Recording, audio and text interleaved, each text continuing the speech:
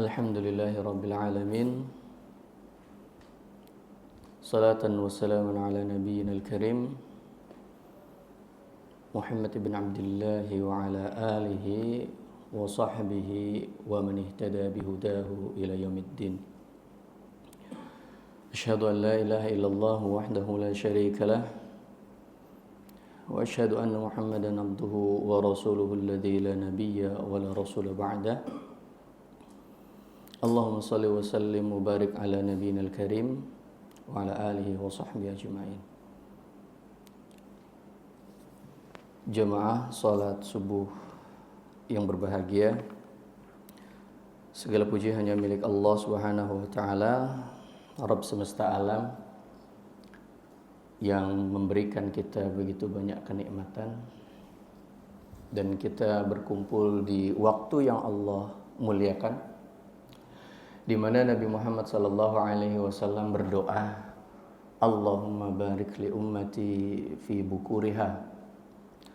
Duhai Allah Subhanahu wa taala, berkahilah umatku di waktu bukur mereka, di waktu pagi hari mereka.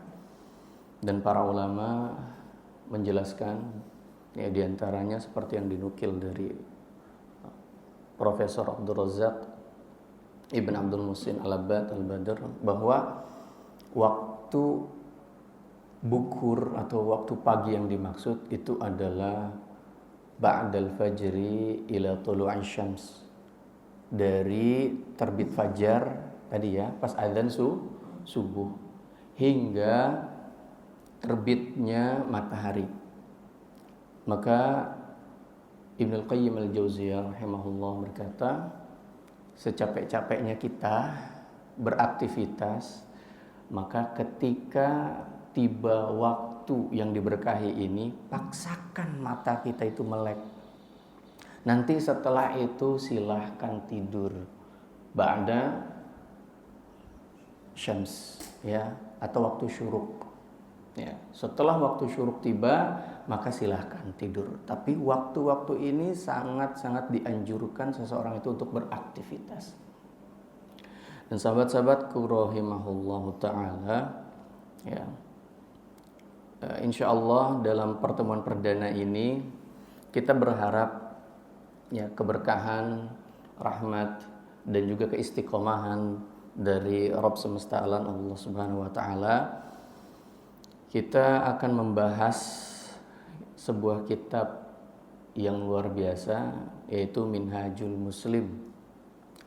Kitab ini ditulis oleh Syekh Bakar Jabir Al-Jazairi, ya.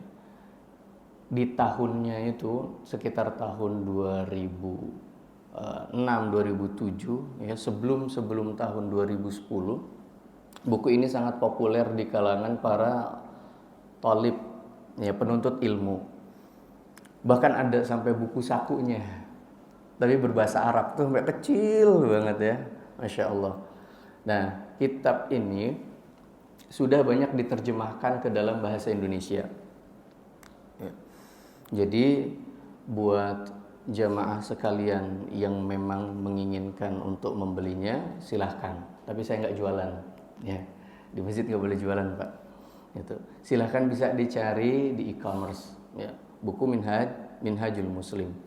Dan buku Minhajul Muslim ini, ya, jalannya kaum muslimin, ini terdiri dari beberapa bab besar, dan memang disusun oleh penulis itu all in one. Semuanya ada bahasan yang dibutuhkan oleh kaum muslimin. Tentu ala sabilil ijmal, dari jalannya itu global, tidak sampai terperinci. Hanya saja ini insya Allah lebih dari cukup untuk kita.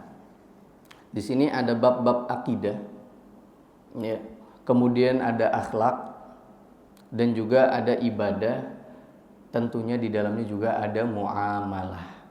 Jadi seluruh cakupan yang dibutuhkan oleh kaum muslimin, mulai dari akidah sampai muamalah, itu ada di dalam kitab Minhajul Muslim, ya. Baik. Namun kita insya Allah akan langsung melompat kepada bab fikih, ya, bab fikih. Nah, sebenarnya fikih itu apa? Saudara-saudaraku yang dimuliakan oleh Allah Subhanahu wa taala, yang dimaksud dengan fikih itu adalah sebuah ilmu yang mempelajari mengenai perilaku. Ya. Jadi yang diperhatikan di situ adalah tingkah lakunya. Domain bahasan dari fikih itu adalah tindakan perilaku. Maka seluruh kegiatan manusia itu pasti memiliki hukumnya. Mulai dari yang berat bahkan sampai yang ringan itu pasti ada. Ya. Hukumnya duduk seperti bapak-bapak seperti ini, ada hukumnya. Ya. Hukumnya menjentikkan jari, ada hukumnya. Hukumnya bersiul ada. Ya. Hukumnya naik kendaraan ada. Pokoknya semua tindakan perilaku itu ada. Dan hukum-hukum itu tidak lepas dari 5. Ada yang tahu nggak? Apa saja? Hukum-hukum. Wajib, haram, sunnah, makruh, dan mubah. Nggak akan keluar dari 5 hukum ini. Ya. Walaupun Imam Abu Hanifah menambahkan bahwa makruh terbagi menjadi 2, yaitu makruh karahiyat tanzih dan makruh karahiyat tahrim. Ada makruh yang dia itu sifatnya mendekati mubah. Ya, dia hanya tanzih sebagai bentuk adab dan etika. Kemudian ada makruh yang mendekati haram. Ya. Tapi ala kulli hal kita itu membaginya menjadi 5 secara umum ya, mayoritas.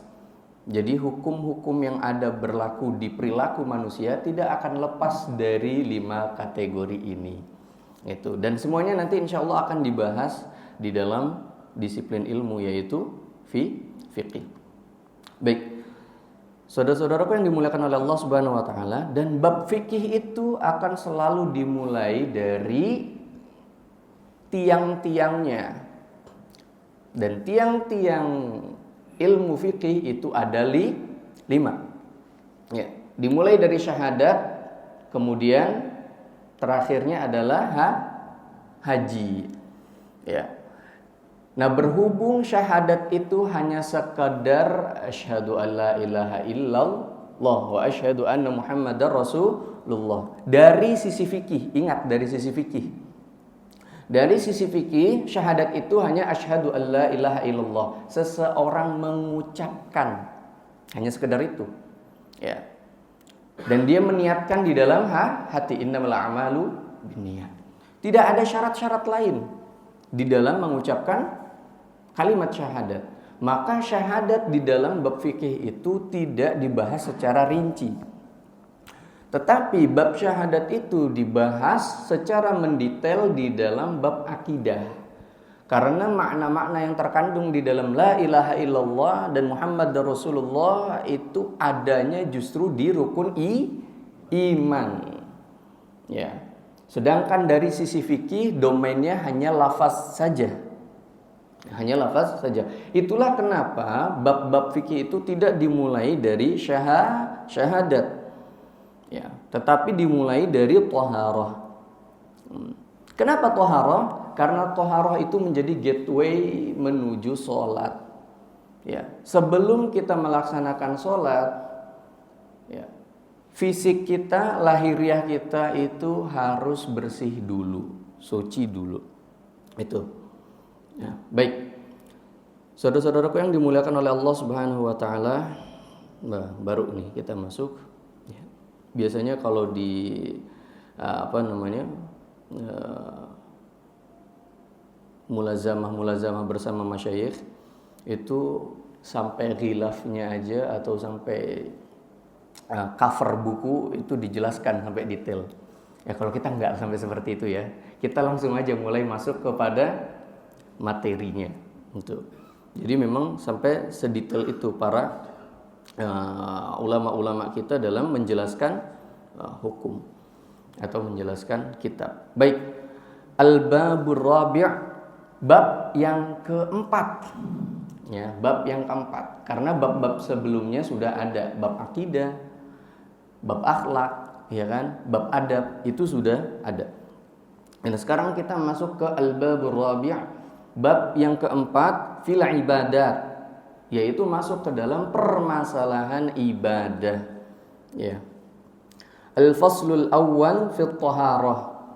Nah, pasal yang pertama itu membahas tentang thaharah sebagai pintu gerbang dari salat. La yaqbalullaha salata ahadikum idza ahdatsa hatta yatawadda. Tidak diterima oleh Allah Subhanahu wa taala salat kalian semua jika dalam keadaan berhadas. Ya, sampai kalian itu berwudu, kata Kanjeng Nabi Muhammad sallallahu alaihi wasallam. Nah, atas dasar inilah kita membahas toharoh terlebih dahulu. Wa fihi thalathu mawad, dan di dalamnya ada 3 poin besar. Ya, al-maddatul ula, poin yang pertama fi hukmi toharoh, dari hukum toharoh, ya, wa bayaniha, hukum toharoh. Ya, hukum toharoh gimana Pak? Hukum berwudu, hukum mandi junub. Hukumnya apa? Wajib? Wajib atau sunnah? Wajib. Wajib. Benar. Tiap hari wajib. Tiap saat wajib. Wajib saat kita mau melaksanakan sholat. Baik. Ini mah udah pada bisa semua ya Pak ya. Masya Allah. Lanjut. Hukmuha. Hukumnya. At-taharatu wajibatun was-sunnah. Toharoh itu hukumnya adalah wajib dan juga sunnah. Wajib saat kita ingin melaksanakan sholat, tapi dia berubah menjadi sunnah saat kita ingin memiliki kebiasaan menjaga wudu. Nah, itu yang perlu diperhatikan, menjaga wudu. Nah, itu Masya Allah, ya, pahalanya luar biasa, itu besar sekali, ya, membasuh wudu. Nanti insya Allah akan dibahas tentang fadilah-fadilahnya. Itu. At-taharatu wajibatun bil kitabi was sunnah. Ya, berdasarkan apa? Nah, ini di kalangan para ulama itu memiliki tradisi. Kalau mengatakan sesuatu itu harus ada landasannya. Ketika kita mengatakan ini hukumnya haram, ini hukumnya wajib, ini hukumnya sunnah, ini hukumnya makruh dan lain sebagainya, itu ada yang namanya landasannya. Sehingga apa? Seseorang itu nggak bisa berbicara seenaknya, gitu. Ya, jadi pribadi saya sendiri di sini tidak berhak untuk menentukan hukum itu sesuai keinginan al-fakir sendiri. Nggak bisa. Kita harus merujuk kepada siapa? Kepada pembuat syariat. Siapa itu?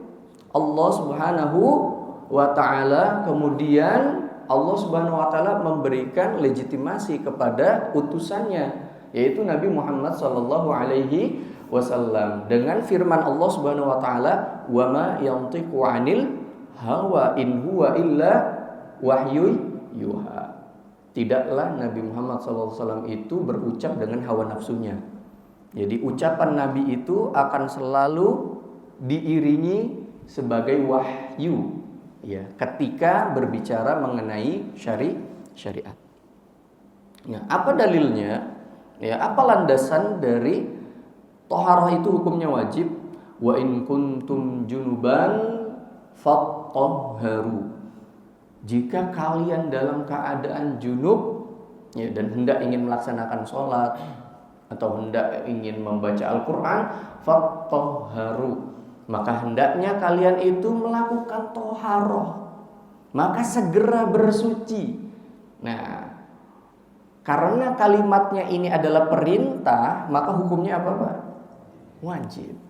Ya, asal dari kalimat perintah itu adalah hukumnya wajib. Wa in kuntum junuban fattahharu. Wa qala azza wa jalla, dan Allah Subhanahu wa taala berfirman, wa thiyabaka fatahhir. Dan pakaianmu wahai Muhammad fatahhir, maka bersihkanlah, sucikanlah. Dan ini toharoh dari sisi batiniah. Nanti akan ada pembagian toharoh itu menjadi 2. Dan pakaianmu wahai Muhammad bersihkanlah. Ini maksudnya apa? Padahal Nabi Muhammad mau dijadikan nabi, kok suruh nyuci baju? Ini bukan untuk menjadi pengusaha laundry, ya. Ya ayyuhal muddatsir qum fa'anzir wa rabbaka fakabbir wa thiyabaka fatahhir.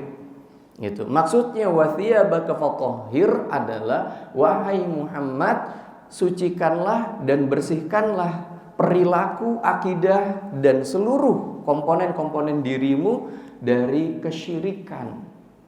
Ya. Dan Nabi Muhammad SAW itu nggak pernah berbuat syirik.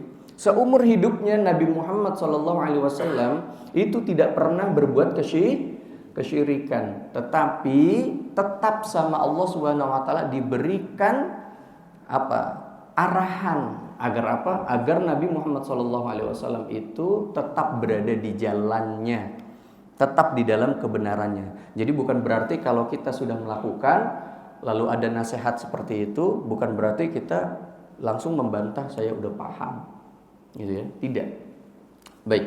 Wa thiyabaka fatahhir. Qala subhanahu wa ta'ala, dan Allah subhanahu wa ta'ala berfirman kembali, innallaha yuhibbut tawwabina wa yuhibbul mutatahhirin. Nah, ini sunnahnya. Sesungguhnya Allah menyukai. Nah, menyukai, maksud menyukai apa? Ini sunnah. Sesungguhnya Allah Subhanahu wa taala mencintai orang-orang yang sering bertaubat. Ya, kalau Nabi Muhammad SAW itu minimal sehari berapa, Pak? 100 kali istighfar. 100 kali istighfar. Astagfirullah, astagfirullah. Yang paling bagus ditambahin lagi, astagfirullah wa atubu ilaih. Astagfirullah wa atubu ilaih. Jadi istighfar dengan taubat itu digabung jadi satu. Dan ini ada di zikir pagi dan petang. Ya, kalau Nabi Muhammad SAW itu biasa antara 70 sampai 100. Ya, sosok yang maksum. Ya, sosok yang maksum, bebas dari dosa. Kita gimana nih, apa kabar? Gitu ya. Apa kabar dengan kita nih? Banyak banget ini dosanya. Gitu. Istighfarnya malah dikit. Jangan sampai. Kalau Nabi Muhammad SAW itu 100, ya, kita coba contoh 100. Lebih dari itu boleh nggak? Boleh. Masuknya ke dalam zikir mutlak. Baik. Innallaha yuhibbut tawwabin wa yuhibbul mutatahhirin. Dan Allah juga menyukai orang-orang yang senantiasa bersuci. Ini makanya nih, orang Islam itu jangan sampai kelihatan dekil. Ini saya sedih banget. Ya, ini mohon maaf nih, sekedar curhat. Zaman dulu itu saya tuh nggak suka, nggak mau masuk ke pesantren, masuk ke madrasah ibtidaiyah, madrasah sanawiyah. Kenapa? Nggak keren.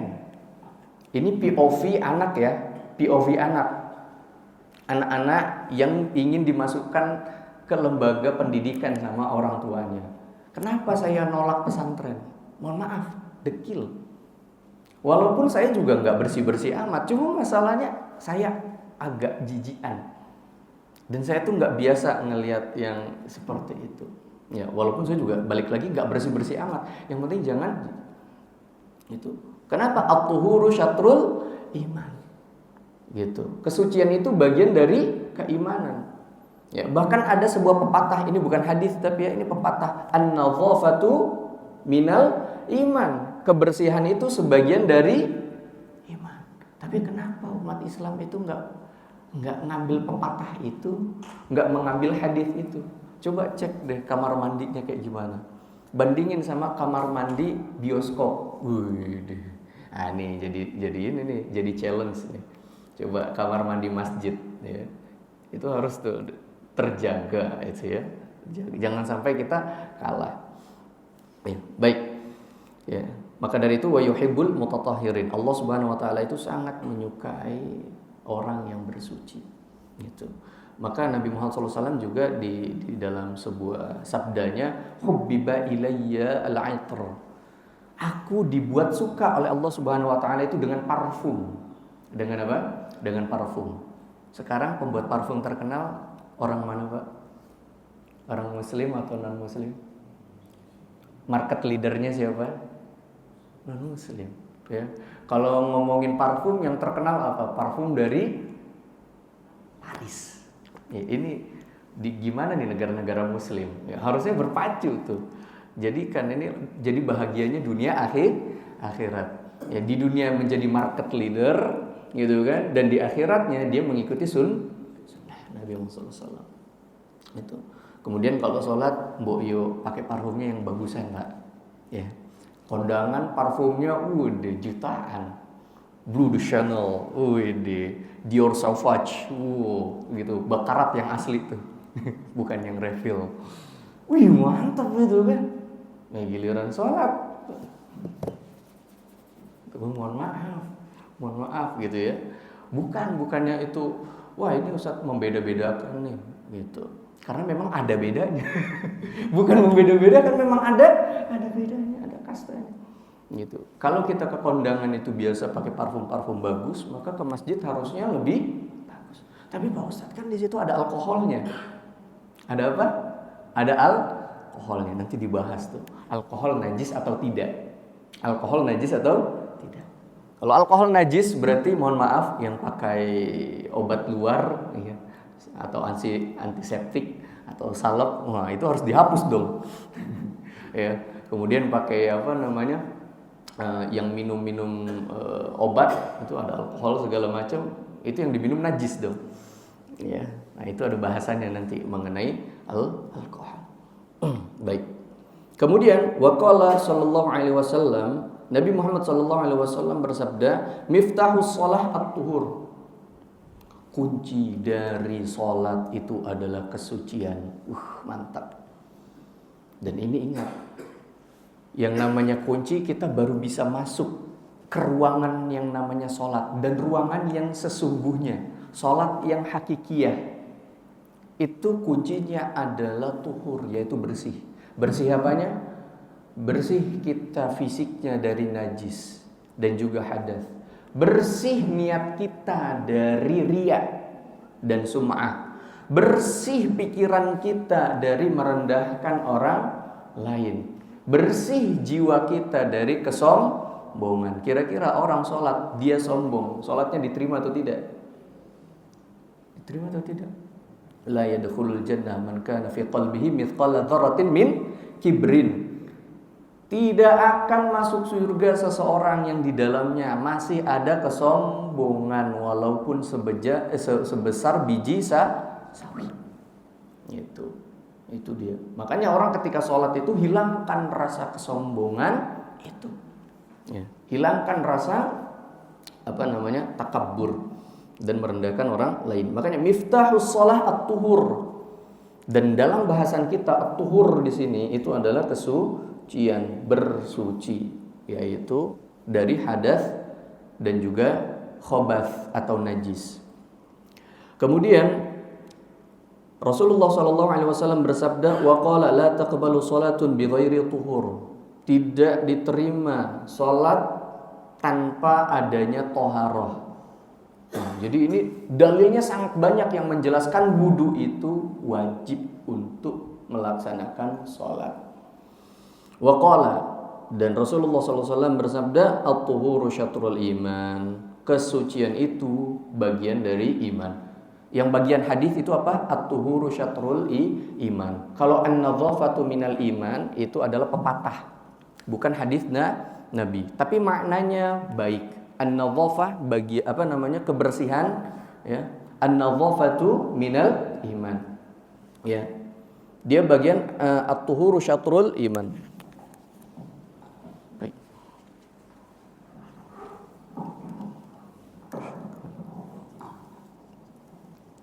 Jazakallahu khair.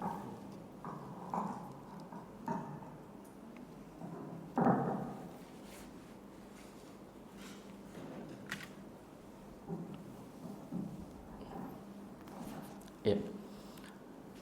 Jadi pepatah tadi an-nadhafatu minal iman ini jangan disangka hadis. Ini adalah pepatah Arab. Ya. Tapi dari sisi makna dia benar. Boleh nggak kita pakai kata-kata itu? Boleh. Tapi harus dijelaskan bahwa itu adalah peribahasa, ya, atau kata-kata bijak, quotes, gitu ya. An-nadhafatu minal iman. Nah, kemudian kita masuk ke penjelasannya. Nomor 2, ya, masih di maddah pertama, bayanuha, yaitu penjelasannya. At-taharatu qisman. Toharoh itu terbagi menjadi dua. Nah, ini dahsyatnya. Agama kita itu benar-benar agama yang sangat memperhatikan luar dalam. Bukan hanya luar saja yang diperhatikan, pakaiannya bagus, itu ya, bersih, wangi, itu. Tapi juga dalamnya. Ya. Jadi di dalam agama Islam itu nggak kenal yang namanya formalitas. Ya. Saya hanya menjaga nama baik saya ataupun ini saya pada dia, tapi hatinya nggak ikut, nggak bisa. Jadi toharoh itu luar dalam. Toharoh itu luar dalam. Disebutkan di sini at-toharatu qisman. Toharoh itu ada dua bagian, zahiratan wa batinah. Yang nampak dan juga yang di dalam. Yang terlihat dan juga yang internal di dalam yang tak terlihat. Yang batin. Nah, fat-toharatu al-batinah. Adapun toharoh al-batinah, toharoh yang ada di dalam, hiya tathhirun nafsi min athari dzanbi wal ma'siyah. Dia adalah menyucikan diri ya dari dosa-dosa dan juga kemaksiatan.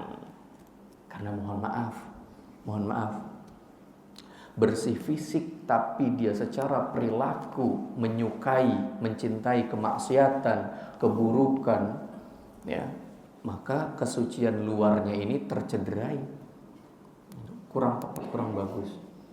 Atau sebaliknya, dalamannya bagus banget, wah dia mah nggak pengen ria, dia mah tulus, orangnya baik banget, tapi toharoh luarnya, masya Allah, kita sholat di sampingnya Allahu Akbar, di sampingnya tuh semerbak wanginya, ya. Itu sangat tidak disukai sama agama kita, bahkan dimakruhkan. Makruh seseorang itu sholat dalam keadaan setelah makan bawang. Makruh dia sholat dalam keadaan setelah makan, mohon maaf, jengkol atau pete. Kecuali langsung buru-buru dibersihin, ya, pakai pasta gigi atau siwak yang bisa menghilangkan baunya. Itu. Baik. Fa-taharatu al-batinah, ya, taharah batinah itu adalah hiya tathhirun nafsi min athari dzanbi wal ma'siyah. Ini adalah menyucikan diri dari dzunub, dari dosa-dosa, ya. Dosa-dosa kepada anak-anak kita yang kita enggak memberikan teladan, ya. Nah, kalau maghrib tuh baca Quran, tapi abinya masih sering gini. Abi gimana itu? Papa gimana? Masih main HP. Ini papa lagi kerja. Bahaya. Anak kita sekolahin, nak kamu harus rajin baca Qurannya, ya. Biar papa sama mama dapat mahkota. Ini curang, Mbak. Jadi anaknya itu dieksploitasi untuk ngafalin Quran biar orang tuanya yang mendapatkan apa? Mendapatkan mahkota dan jubah. Nah, pertanyaannya, yang nyuruh itu berpikir nggak untuk memberikan mahkota juga kepada orang tuanya lagi? Itu kan curang. Mohon maaf ini.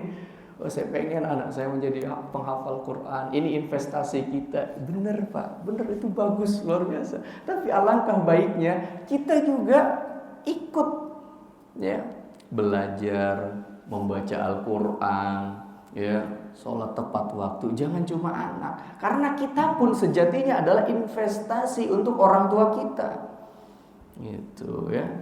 Maka dari itu di sini harus ya memperhatikan tuh, hati-hati terhadap kemaksiatan. Loh, emang itu kemaksiatan? Kan kita menyuruh yang baik, benar, ya. Tapi kabura maqtan indallahi an taqulu ma la taf'alun. Allah tuh marah banget kalau kita itu cuma bisa nyuruh tapi nggak melakukan apa yang kita suruh. Gitu. Ya, jadi cuma jago bicara. Itu bahaya sekali, dan itu menjadi salah satu ciri kaum munafiqun. Baik. Wa dzalika bitaubati shadiqah min kulli dzunubi wal ma'asi.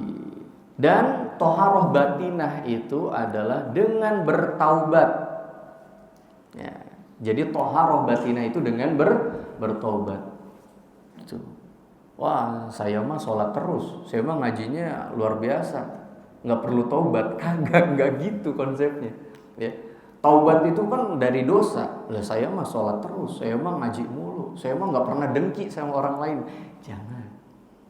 Ya.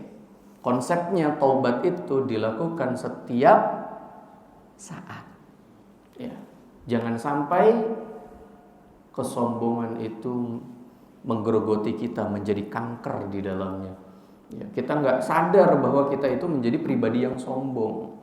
Ya, karena sholat kita pun itu belum tentu diterima sama Allah Subhanahu Wa Taala. Ada rasa khauf di situ, ada rasa takut. Tapi kita nggak putus asa juga.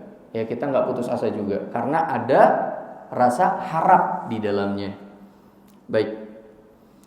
Kemudian wa tathhirul qalbi min aqdari syirki wasyak, dan juga mengobati hati dari keraguan.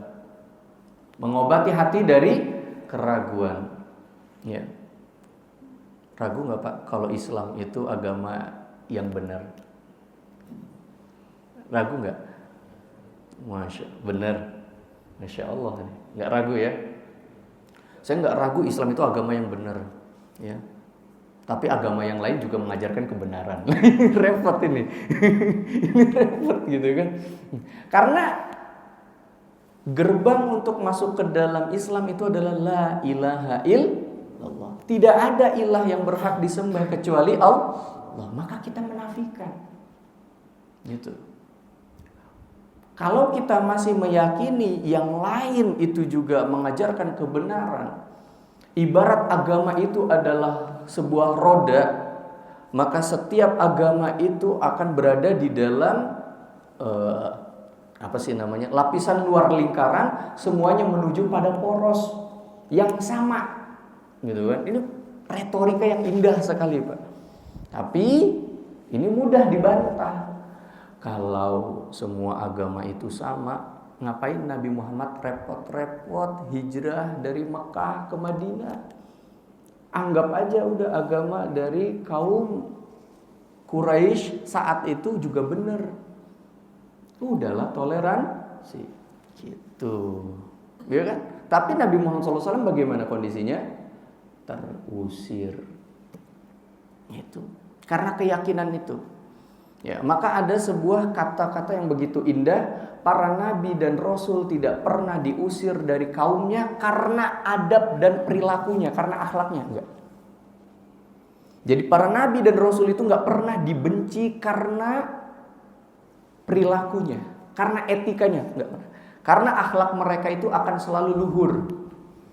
Wa innaka la'ala khuluqin 'adzim. Wahai engkau wahai Muhammad, ya, engkau wahai Muhammad itu sungguh memiliki akhlak yang luhur, budi pekerti yang luar biasa. Makanya Nabi Muhammad SAW itu mendapatkan predikat Al-Amin. Apakah Nabi Muhammad SAW itu melakukan personal branding?